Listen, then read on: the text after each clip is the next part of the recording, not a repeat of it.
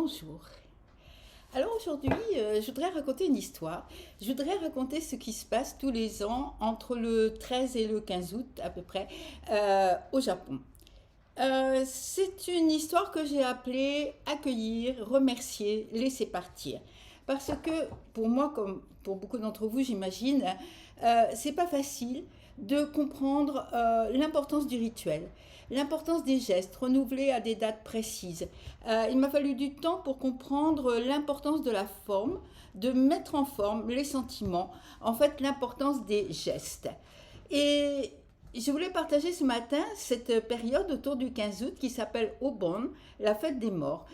Parce que c'est quelque chose qui m'a aidé, qui m'a apporté beaucoup de reconnaissance, d'apaisement, une forme de tranquillité venant du fait que j'avais le sentiment d'avoir fait ce qui était juste, comme une réconciliation à l'intérieur et à l'extérieur.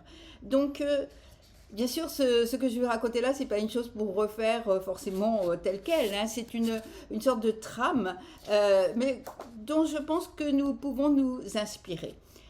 Euh, Moi, j'ai vu et participé à toutes ces journées quand j'étais au temple au Japon, à Zuigakuin, parce qu'il se trouvait dans la forêt, mais près d'un petit village qui avait à l'époque gardé toutes les traditions d'Obon.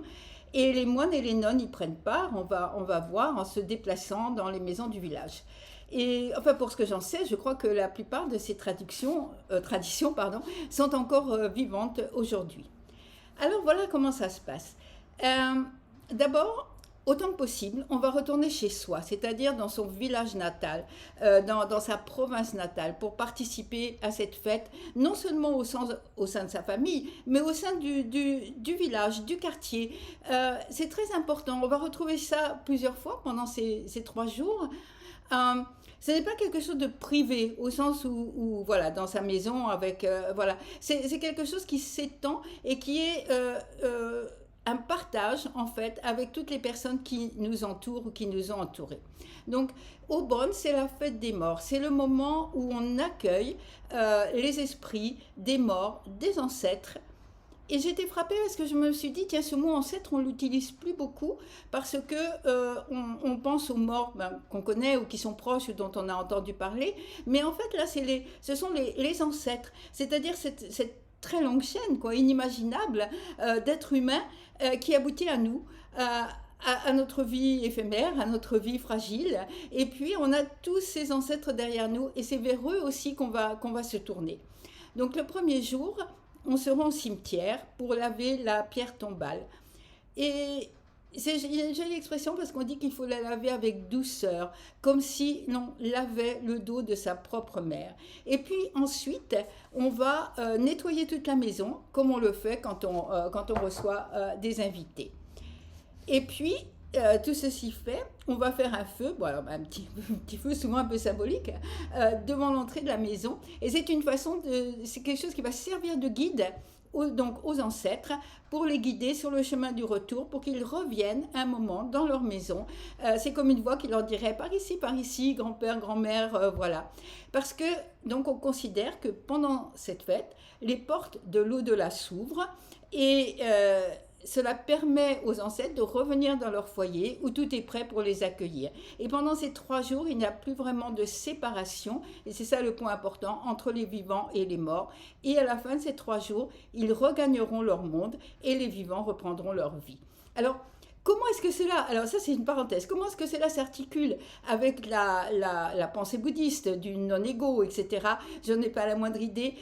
Et pour les Japonais, il n'y a aucune contradiction là-dedans. Donc j'ai demandé, mais enfin voilà, pour eux c'était surprenant, c'était une drôle de question. Et donc j'en ai pas la moindre idée. Ce dont je veux parler ici, c'est donc de cette fête des morts.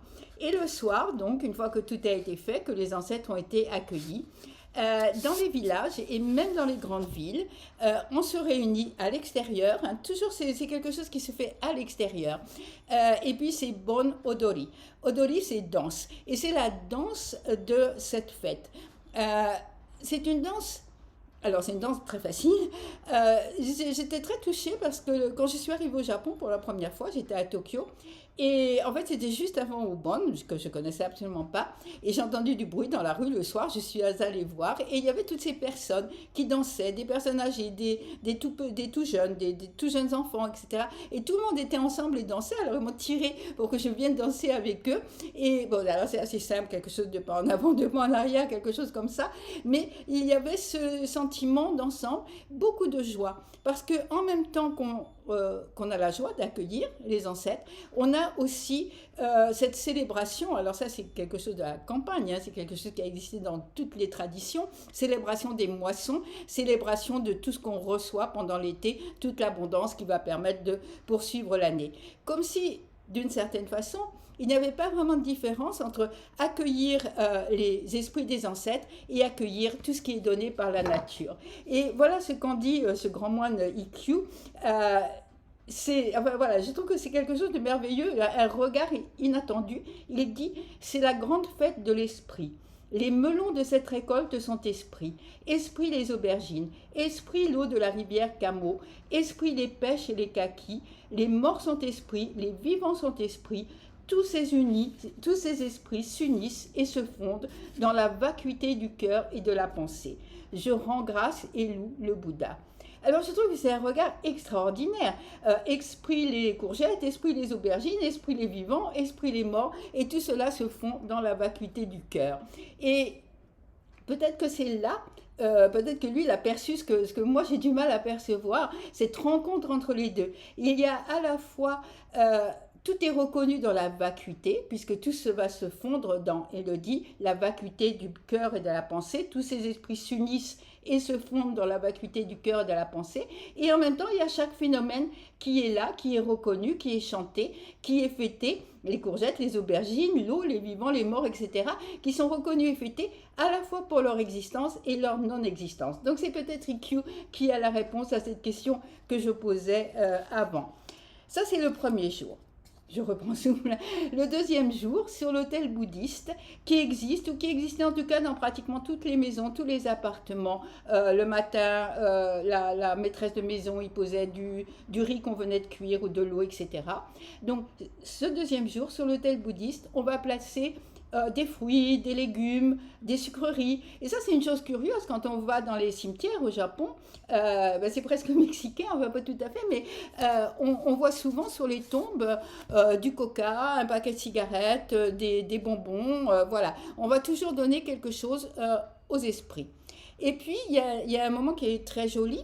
En fait, c'est assez manuel, c'est drôle parce qu'on va laver les tombes, on va nettoyer la maison. Et puis ce deuxième jour, on va prendre des légumes d'été, des courgettes, des aubergines, et on va les sculpter, alors plus ou moins bien, mais on va les sculpter en forme de petits chevaux ou de bœufs. On va mettre des petites pâtes avec des pailles ou je sais pas, quelque chose, des allumettes, enfin voilà. Et il est dit que ces animaux représentent les montures des esprits et qu'ils vont repartir avec toutes les tristesses, les contrariétés, les douleurs des vivants de la maison. Donc c'est ce jour-là, quand l'hôtel est comme ça a été prêt, que passent les... alors, comment dire, c'est assez différent la façon dont fonctionne le zen, comme toutes les autres écoles bouddhiques au Japon. En fait, on peut imaginer une paroisse avec un pasteur. Je dis pasteur parce que le chef de temple, c'est à peu près ça la traduction de son nom, le chef de temple est généralement marié avec des enfants, et puis il a cette paroisse et il s'occupe des personnes qui sont là. Et donc il a un rôle social. On est un peu loin du zazen, voilà, ça existe, mais c'est quand même assez rare. Une fois par semaine, quelquefois, il y a des groupes de zazen. Mais fondamentalement, son rôle est social. Il est là pour accompagner les fêtes, comme Aubonne, il est là pour accompagner les funérailles, les anniversaires de mort, etc. Et donc, le deuxième jour, on va passer à travers les maisons et puis chanter des sutras, voilà. Là, on retrouve le côté bouddhique. Enfin, voilà, tout est mélangé. Je trouve que c'est très intéressant. Et pourquoi cela? Alors là, il faut venir. Je fais une parenthèse, un tout petit peu d'historique de l'origine de cette cérémonie. L'origine, c'est en Inde. Alors, l'histoire raconte que Moggallana, qui était un grand disciple du Bouddha, obtient des pouvoirs magiques. Alors, avec ses pouvoirs magiques, il décide d'aller voir comment se portent, en quelque sorte, si je peux dire, ses parents, où est-ce qu'ils sont, dans quel royaume. Vous connaissez bien sûr les 6 royaumes, parce que ses parents sont morts depuis longtemps, donc voilà, il s'inquiète pour eux. Alors, c'est une histoire indienne au départ. Alors, il va au paradis pour commencer et il trouve son père. Formidable. Et pourquoi? Parce que son père était brahmane. Donc les brahmanes, hop, vont au paradis. Il cherche sa mère, il ne la trouve pas. Ah, sa mère, c'était juste une mère, donc il ne la trouve pas. Il descend comme ça de royaume en royaume et il arrive au royaume des esprits affamés, les Gaki. Les esprits affamés, ils sont représentés d'une façon intéressante, c'est-à-dire qu'ils ont un tout petit cou et puis un corps immense. L'esprit affamé, c'est l'avidité. Ce sont des personnes qui, dans leur vie, étaient avides, n'arrivaient jamais à avoir assez, n'étaient jamais satisfaites, ne pouvaient pas dire c'est bien, enfin voilà. Et donc, ils arrivent dans ce royaume des esprits affamés où ils n'arrivent pas à se nourrir et ils sont toujours affamés. Ok. Moi, je pense toujours que c'est pas très difficile de voir les Gaki parce que quelquefois il suffit d'un miroir et puis on les voit. Donc, Modgalayana voit sa mère là souffrant dans ce royaume des esprits affamés. Alors, il fait avec ses pouvoirs magiques, il prépare des grands plats de riz, des choses à boire, de la scie, que sais-je, et il présente ça à sa mère pour la soulager. Quand sa mère s'approche des plats pour manger, en fait, ces plats se transforment, enfin, ils prennent feu et elle ne peut pas manger. Alors, il est de plus en plus désespéré de voir sa mère souffrir comme ça. Il va voir le Bouddha, il lui raconte l'histoire et le Bouddha dit très bien, on va faire quelque chose. Une fois par an, les moines vont chanter des sutras pour aider ces personnes qui sont dans ce royaume. Alors, c'est bien toutes les personnes, hein, c'est pas seulement la mère de Modgalayana. Et ça, c'est important parce que c'est toujours toutes les personnes, hein, c'est jamais dirigé seulement sur une personne. Et donc les moines vont servir en quelque sorte d'intermédiaire entre le monde des vivants et le monde des morts, et on fera des offrandes aux moines, et comme ça va soulager les souffrances des personnes dans des Gaki. Et Modgalayana, il est très heureux de ça, et alors il se met à danser. Et c'est parce qu'il danse comme ça qu'il y a ces Obon Odori, ces danses du soir. C'est la façon de remercier, de montrer sa joie, de pouvoir aider tous ses ancêtres. Alors, je dois dire 2 choses, c'est que pour moi, d'Inde, c'est parti au Japon, en Chine, au Japon, et puis surtout l'Extrême-Orient. Et moi, j'ai trouvé que c'était un peu différent la façon dont les villageois le vivaient. C'est plus l'idée des esprits affamés, c'est tous les ancêtres, tous nos ancêtres. Alors, ça part un peu sur tous les ancêtres, mais enfin, au départ, c'est les ancêtres de sa famille. Et pour les assurer qu'ils sont reconnus, qu'ils sont toujours appréciés et qu'ils peuvent repartir en paix dans leur monde à eux. Bon, j'ai mis quelques liens sur Internet pour connaître mieux cette histoire, mais ce qui m'intéresse d'abord, c'est que cette histoire et ce rituel sont très anciens. Donc d'Inde, en Chine, en Extrême-Orient, ça montre la difficulté, je pense, que nous avons tous à vivre avec nos morts, à comment se relier, comment garder ce lien sans qu'il soit trop lourd, sans qu'il y ait de culpabilité, etc. Et ce que j'aime donc, c'est que Obon, c'est quelque chose de joyeux. Donc la danse de Modgalayana, et maintenant c'est un moment de réjouissance. Encore une fois, on danse pas entre soi, on danse avec ses voisins, on danse avec les gens du quartier, du village, et on danse entre vivants, et en même temps on danse entre vivants et morts, et c'est ça ce qui me touche. Voilà. Donc ça c'est le 2e jour. Et encore une fois, il y a un extrait, quelque chose que j'ai trouvé, puisque les moines vont passer, je l'ai dit, dans les maisons et chanter des sutras, réciter des sutras, donc faire ce travail d'intermédiaire en quelque sorte. Et voici ce que dit Matsu, le moine chinois du 8e siècle, il dit « C'est la fête de l'unité des esprits. Dans cette doctrine, la doctrine du Bouddha, tout l'univers et Bouddha n'ont qu'un cœur.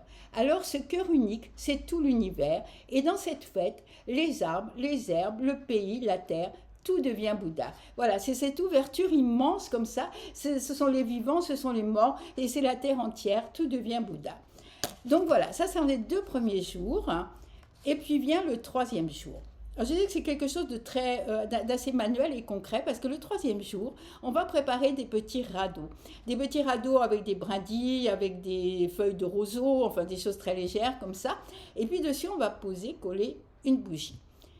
Alors, je vais vous raconter la façon dont on le fait au temple en Ardèche, à la demeure sans limite. C'est la façon très traditionnelle.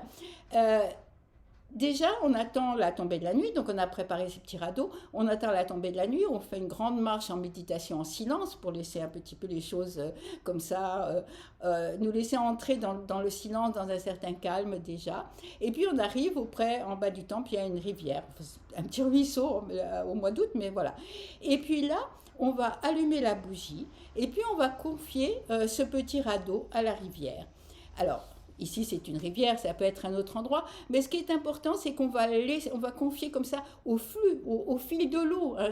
Bien sûr, c'est une image tout à fait classique, comme ça, le fil de l'eau. On va confier ces petits radeaux parce qu'ils doivent repartir. Ce sont les esprits des ancêtres, ils doivent repartir parce que le monde des vivants n'est pas fait pour les esprits et que chacun, eux apaisés d'avoir été reçus et fêtés, et nous apaisés de les avoir reçus, de les avoir fêtés, chacun va reprendre sa place dans son monde. Donc ça s'appelle la lumière des esprits flottants. Et quand on voit, alors c'est un moment très émouvant, quand on voit toutes ces petites lumières qui s'éloignent peu à peu, qui s'éteignent, qui retournent à l'obscurité, en fait, je ne sais pas comment dire, bien sûr chaque personne a des sentiments différents, et il y a quelque chose d'une tristesse heureuse ou une mélancolie paisible, avec le sentiment, en tout cas pour moi, et je pense pour beaucoup d'autres personnes qui le font, qui l'ont fait, ce sentiment d'avoir fait ce qu'il y avait à faire et de pouvoir reprendre sa vie avec beaucoup plus de légèreté. Et ça, comme je l'ai dit, ça m'a aidé à comprendre l'importance du rituel, l'importance de mettre en forme, dans le concret, les sentiments, les choses ressenties, l'importance de les extérioriser à travers des gestes et avec les autres. Bon, bien sûr, on ne va pas faire la même chose en Europe, on ne peut pas forcément... voilà, on va trouver... Et vous savez, mon maître Moriyama Roshi disait toujours une chose merveilleuse, il disait « create ». Il faut créer nos propres rituels, il faut créer ce qui va nous aider dans les conditions où nous vivons. Alors ça peut être, par exemple, faire un petit hôtel et puis offrir de l'eau fraîche, offrir des fleurs. Voilà, chacun va trouver ses gestes. Hein. Je ne suis pas du tout en train de dire qu'on va refaire les choses japonaises. Je suis en train de dire, ce rituel, cette acceptation, hein, pour moi c'est basique ça, accueillir, remercier, laisser partir. C'est trois étapes en quelque sorte. C'est un rituel qui a un début, un milieu, une fin. Et ça, c'est essentiel pour que le rituel soit complet. Qu'on ne laisse pas quelque chose... La mort, ça laisse souvent quelque chose comme ça de pas fini, d'incomplet. On se dit, ah, mais si je pouvais encore dire ceci et cela. Alors, bon, nos ancêtres, on ne les a pas rencontrés, mais les personnes qu'on a connues ou même connues peu. Et là, ce rituel, il a une forme voilà, je ne sais pas le montrer autrement qu'avec des gestes, vous voyez, quelque chose qui est fini, non pas clos, non pas fermé, mais qui est terminé, voilà, qu'on peut poser, c'est quelque chose qui a été fait avec un début, un milieu, une fin. Accueillir, remercier, laisser partir. Voilà, donc ça, je crois vraiment que ça peut nous mener à l'apaisement, un chemin vers le pardon aussi, quelquefois c'est nécessaire, un chemin vers la gratitude, et puis aussi peut-être...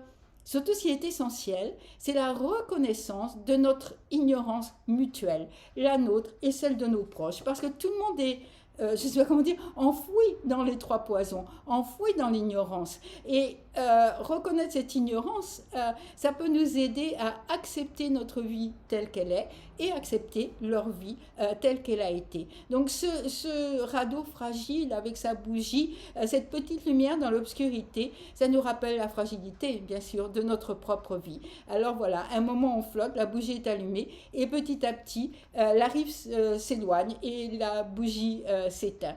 Donc c'est ce rituel japonais complet dont je voulais parler. Alors accueillir, remercier, danser aussi, chanter, regarder tous les bienfaits reçus dans nos vies et puis au bout de 3 jours ici ou quelque temps, laisser partir. Laisser partir, ce n'est pas oublier, ce n'est pas se débarrasser. Laisser partir, c'est de dire, voilà, le monde des vivants, le monde des morts. Maintenant, je vais reprendre ma vie d'être humain, ma vie de petit radeau fragile.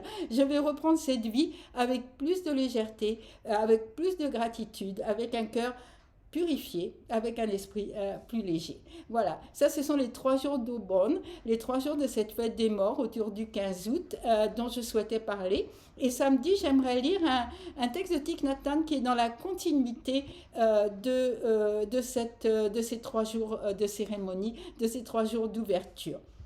Voilà.